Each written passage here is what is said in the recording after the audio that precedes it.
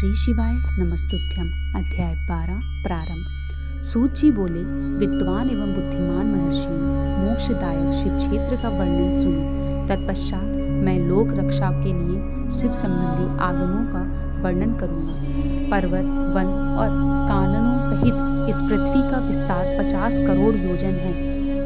भगवान शिव की आज्ञा से पृथ्वी संपूर्ण जगत को धारण करके स्थित है। भगवान शिव ने भूतल पर विभिन्न स्नात स्थानों पर वहाँ के निवासियों को कृपापूर्वक मोक्ष देने के लिए शिव क्षेत्र का निर्माण किया है। कुछ क्षेत्र ऐसे हैं जिन्हें देवताओं द्वारा ऋषियों ने अपना वास स्थान बनाकर अनुग्रहित किया है, इसलिए उनमें तीर्थत्व प्रकट हो गया है। तथा अन्य बहुत से तीर्थ क्षेत्र ऐसे हैं जो लोगों की रक्षा के लिए स्वयं प्रादुर्भूत हैं, तथा तीर्थ और क्षेत्रों में जाने पर मनुष्य को सदा स्नान, दान और जप आदि करना चाहिए, अन्यथा वह रोग, दरिद्रता तथा मुक्ता आदि दोषों का भागी होता है। जो मनुष्य इस भारतवर्ष के भीतर मृत्यु को प्राप्त होता है, वह अपने पुण्य के फलों से ब्रह्मलोक में वास करके पुण्य क्षय के पश्चात पुनः मनुष्य योनि में ही जन्म लेता है। ब्राह्मणों, पुण्य क्षेत्र में पाप कर्म किया जाए तो वह और भी दृढ़ हो जाता है।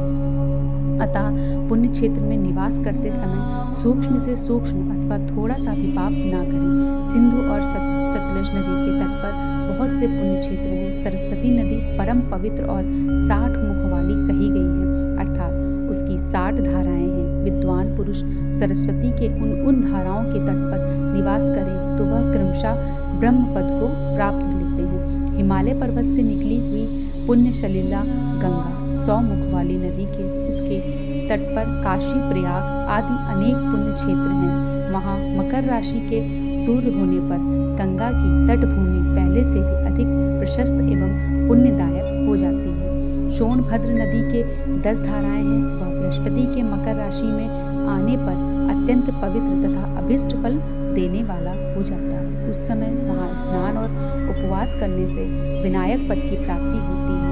पुण्य सलिला महानदी नर्मदा के 24 मुख हैं। उसमें स्नान तथा उसके तट पर निवास करने से मनुष्य को वैष्णव पद की प्राप्ति होती है। तमसा के 12 तथा रेवा के 10 मुख हैं। परम पुण्यमयी गोदावरी के 21 मुख बताए गए हैं। वह ब्रह्म हत्या तथा गौवध के पाप का भी नाश करने वाली है एवं रुद्रलोक देने वाली है। कृष्णवेदी नदी के जल बड़ा पवित्र है। वह नदी समस्त पापों का नाश करने वाली है। उसके 18 मुख बताए गए हैं तथा वह विष्णु लोक प्रदान करने वाली है। तुंगभद्रा के 10 मुख हैं। वह ब्रह्मलोक देने वाली है। पुण्य सलिला सुवर्ण मुखरी के 9 मुख कहे गए हैं। ब्रह्मलोक से लौटे हुए जीव उसी के तट पर जन्म लेते हैं। सरस्वती नदी, पंपा सरोवर, कन्याकुमारी, अंतरीप तथा शुभकारक श्वेत नदी ये सभी पुण्य क्षेत्र हैं। इनके तट पर निवास करने से इंद्रलोक की प्राप्ति होती है तथा सहर पर्वत से निकली हुई महानदी कावेरी परम पुण्यमयी है। उसके 27 मुख बताए गए हैं। वह संपूर्ण अभिष्ट वस्तुओं को देने वाली है। उसके तट स्वर्गलोक की प्राप्ति कराने वाले तथा ब्रह्मा और विष्णु का पद देने वाले हैं।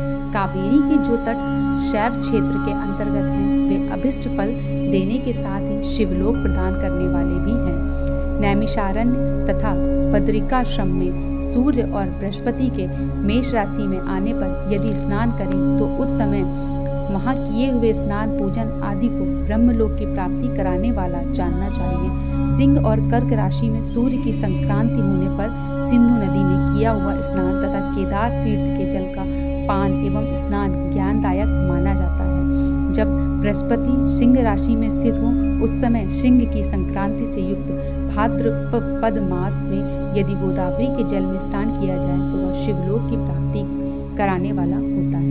ऐसे पूर्व काल में स्वयं भगवान शिव ने कहा था, जब सूर्य और बृहस्पति कन्या राशि में स्थित हो तब यमुना और सोनभद्र में स्नान करें। वह स्नान धर्मराज तथा गणेश जी को लोक में महान भोग प्रदान कराने वाला होता है। यह महर्षियों की मान्यता है। जब सूर्य और बृहस्पति तुला राशि में स्थित हो उस समय कावेरी नदी में स्नान करें। वह स्नान भगवान विष्णु के वचन की महिमा से संपूर्ण अभिष्ट वस्तुओं को देने वाला माना गया है।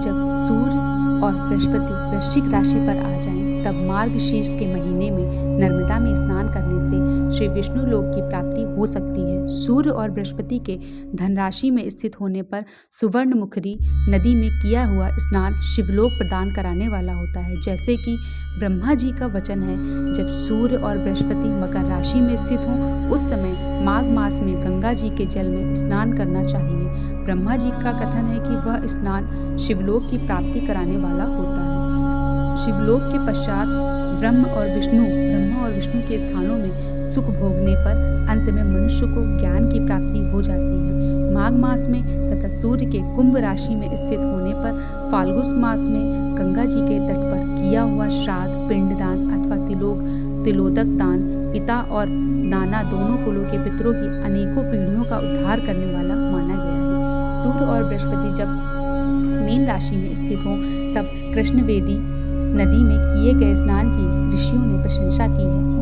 उन महीनों में पूर्वोक्त तीर्थों में किया हुआ स्नान इंद्र पद की प्राप्ति कराने वाला होता है। विद्वान पुरुष गंगा अथवा कावेरी नदी का आश्रय लेकर तीर्थवास करें। ऐसा करने से तत्काल किए हुए पाप का निश्चय ही नाश हो जाता है। रुद्रलोक प्रदान करने वाले बहुत से क्षेत्र हैं। ताम्रपाणी और वेगवती, ये दोनों नदियां ब्रह्मलोक की प्राप्ति रूप फल देने वाली हैं। इन दोनों के तट पर कितने ही स्वर्गदायक क्षेत्र हैं। इन दोनों के मध्य में बहुत से पुण्यप्रद क्षेत्र हैं। वहाँ निवास करने वाला विद्वान पुरुष वैसे फल का भागी होता है। सदाचार, उत्तम वृत्ति तथा सद्भावना के साथ मन में दया भाव रखते हुए विद्वान पुरुषों को तीर्थ में निवास करना चाहिए, अन्यथा उसका फल नहीं मिलता। पुण्य क्षेत्र में किया हुआ थोड़ा सा पुण्य भी अनेक प्रकार से वृद्धि को प्राप्त होता है तथा वहाँ किया हुआ छोटा सा पाप भी महान हो जाता है। यदि पुण्य क्षेत्र में रहकर ही जीवन बिताने का निश्चय हो तो उस पुण्य संकल्प से उसका पहले का सारा पाप तत्काल नष्ट हो जाएगा, क्योंकि पुण्य को ऐश्वर्यदायक कहा गया है। ब्राह्मणों, तीर्थवास जनित पुण्य कायिक, वाचिक और मानसिक सारे पापों का नाश कर देता है तथा तीर्थ में किया हुआ मानसिक पाप वज्रलेप हो जाता है। वह कई कल्पों तक पीछा नहीं छोड़ता। वैसा पाप केवल ध्यान से ही नष्ट होता है, अन्यथा नहीं।